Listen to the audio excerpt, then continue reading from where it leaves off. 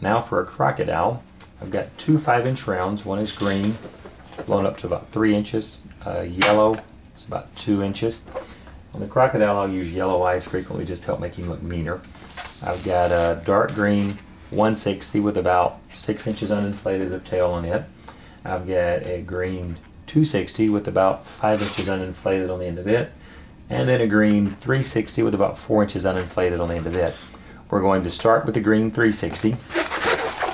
I'm going to make about a 3.5 inch bubble. We're going to make another bubble the same size and lock those two together.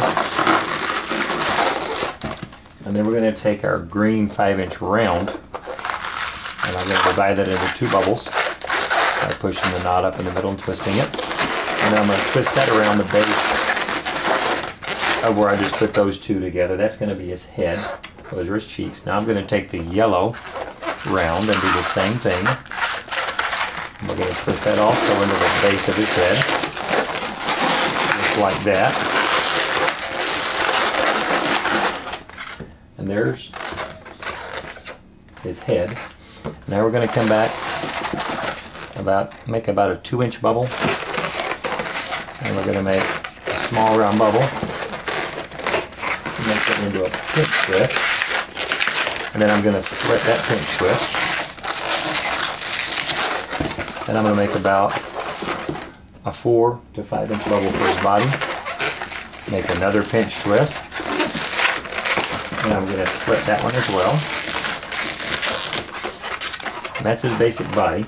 Now we're going to give him some legs. And what I'm going to do, these are basically just real simple stick legs. I'm going to take my green 260. I'm going to make about a 4 to 4 or 5-inch bubble. Another bubble the same size. And then separate that. Keeping that back part inflated when I take it off. Tie that up there. These will be his front legs. Before I attach them, I'm going to go ahead and measure another bubble the same size. Pop the excess off. Let's clean that up real quick. These are going to be his legs. I'm going to take each of these bubbles and just divide them back into 2 equal bubbles. One will go at that split pinch twist at the front.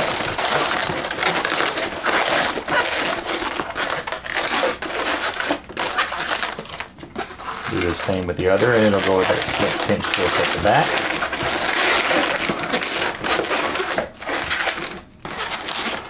And you could stop there and have a giant lizard.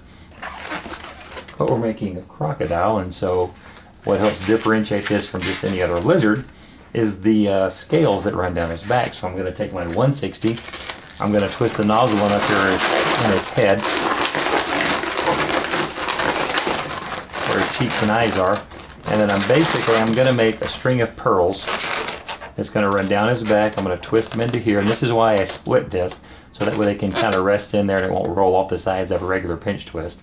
So I'll make bubbles, a string of pearls so they get to there, twist them into that, continue with another string of pearls to there, and then all the way out until I get to his tail, and then we'll secure it down there. So let's start at the front and make some pearls, and once we get to the shoulder, we'll just lock that around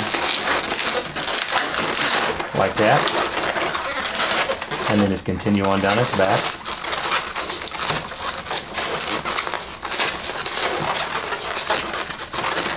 Until we get to the next pinch twist. Secure it into there. And then continue on down its tail.